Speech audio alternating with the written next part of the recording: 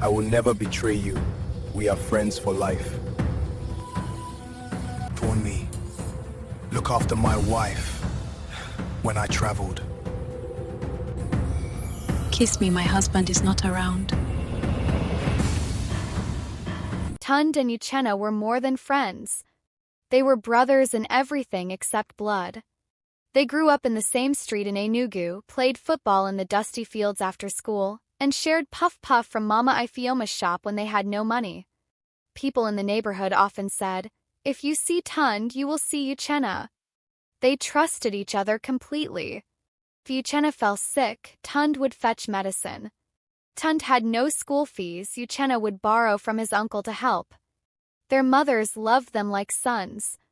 Their bond was the kind people prayed for but rarely found.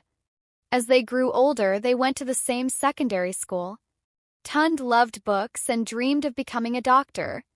Uchenna loved business and wanted to own a big company one day.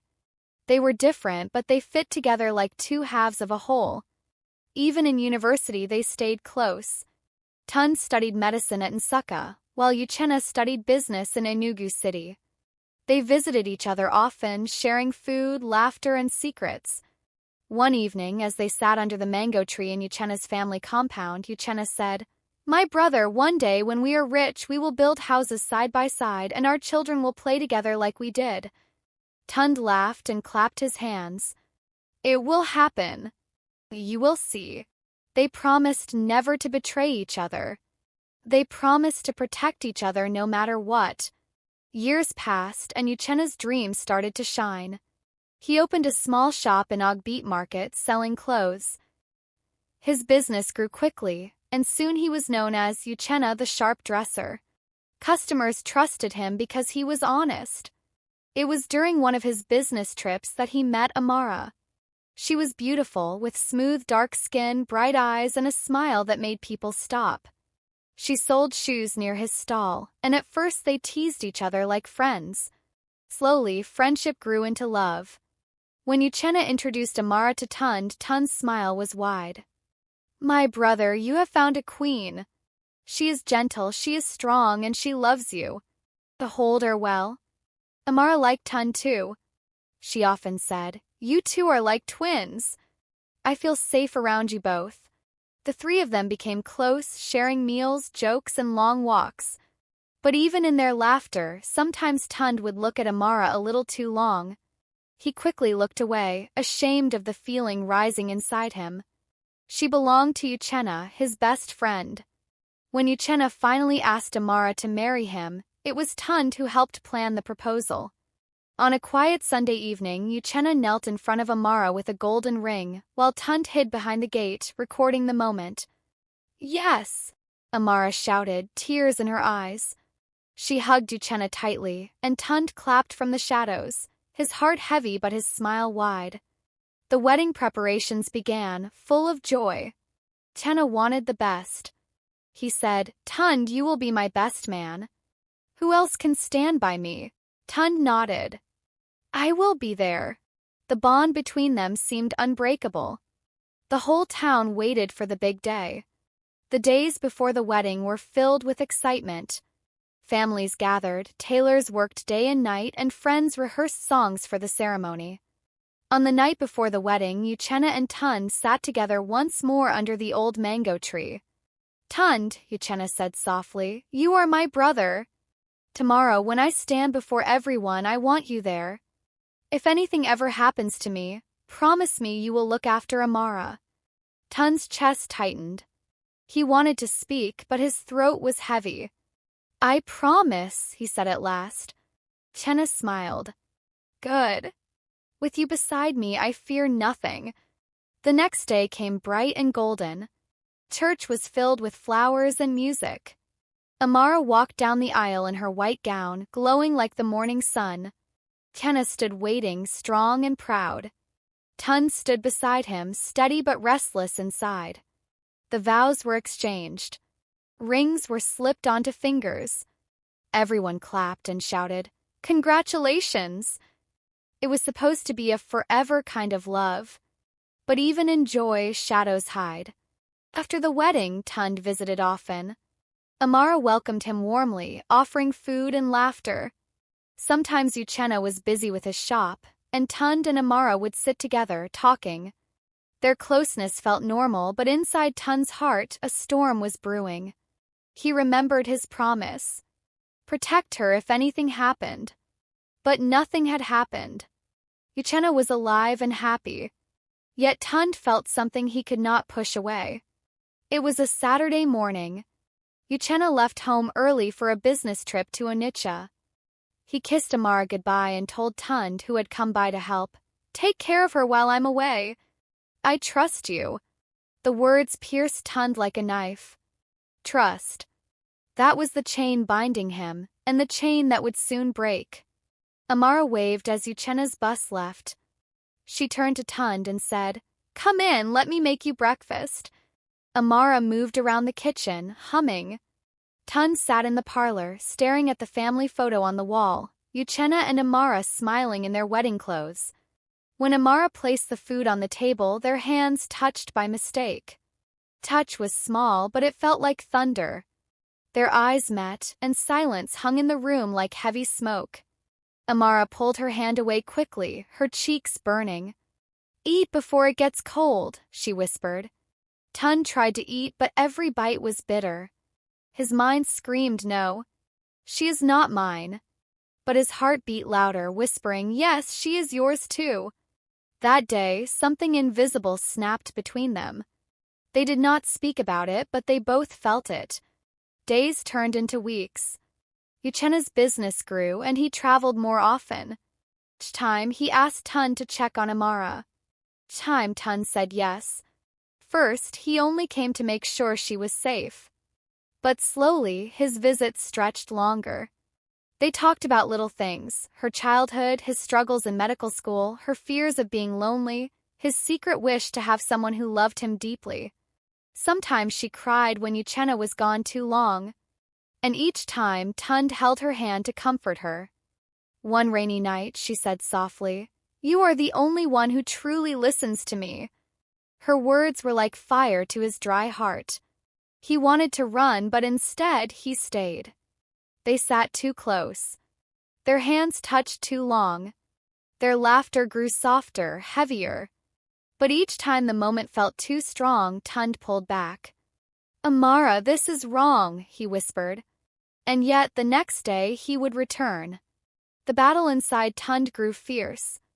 On one side was duty, the promise he made to Uchenna under the mango tree. On the other side was desire, the feeling that burned each time he saw Amara's smile. Amara was no different. She loved Uchenna, yes, but sometimes she looked at Tunde with questions in her eyes. Was it comfort she wanted? Or something deeper?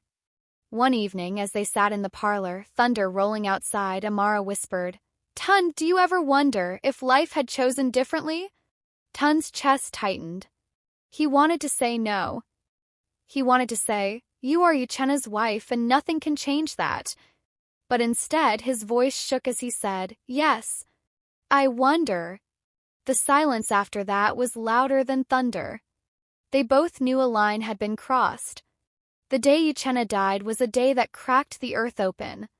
He had gone on another trip, this time to ABA, to buy goods for his shop. The road was wet with rain, the sky heavy with clouds.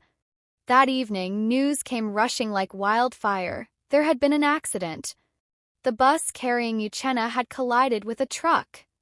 People ran, people shouted. Amara fainted when she heard. Tunde carried her in his arms, his tears falling hot on her face. Days turned into weeks of mourning.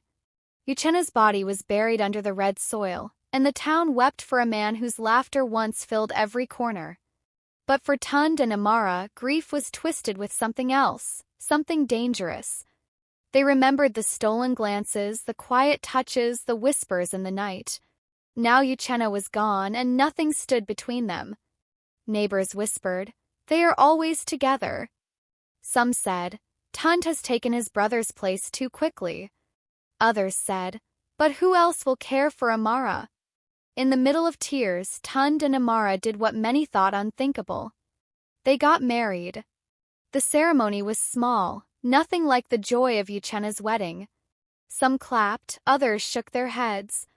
As Tunde slipped a ring on Amara's finger, he remembered his promise under the mango tree. If anything happens to me, look after her. But was this looking after, or was this betrayal? The answer burned in his heart. First, their marriage seemed normal. They laughed sometimes, they ate together, and Tunde tried to give Amara everything she needed. But in the quiet of the night, shadows whispered. Amara sometimes woke up crying, calling Uchenna's name. Tunde would hold her, but deep inside, he felt like an intruder in another man's house. People did not forget either. In the market, women murmured, that was Uchenna's wife. Men shook their heads and said, Tunde betrayed his brother. The weight of those words crushed Tunde. He began to wonder if love built on betrayal could ever last. The storm came one night when Amara found Uchenna's old diary.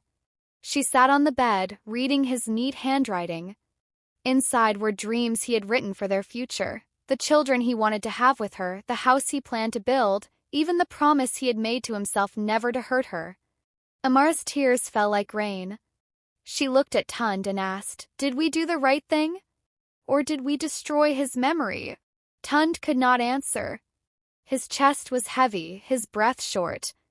He knew the truth. They had crossed a line that could never be uncrossed. That night they did not touch. They lay on the same bed but felt miles apart. Slowly, love turned into silence. Silence turned into mistrust. Months later, Amara left. She packed her clothes quietly one morning, her face pale with sadness. Tunde, she whispered, you are a good man, but my heart is broken. Every time I see you, I see Uchenna's shadow. I cannot live like this. She walked out and the door closed softly behind her. Tunde sat alone in the empty house, his head in his hands. He thought of Uchenna, of their childhood under the mango tree, of the promise he had broken. He realized too late that some promises are sacred. Betrayal destroys even the strongest bonds. What begins in secret cannot end in peace. Love built on broken trust will always carry shadows.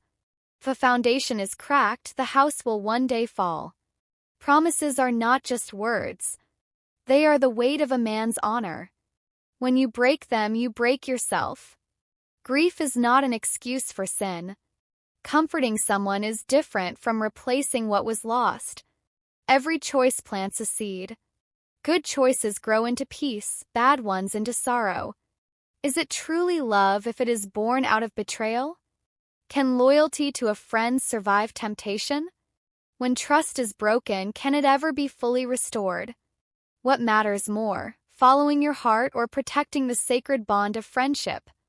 And so the lesson remains. Be careful not to let desire destroy what loyalty has built. For in the end, broken trust is heavier than death itself. If you have not subscribed to my channel, you might not hear my voice again, but if you are, then you are growing every day.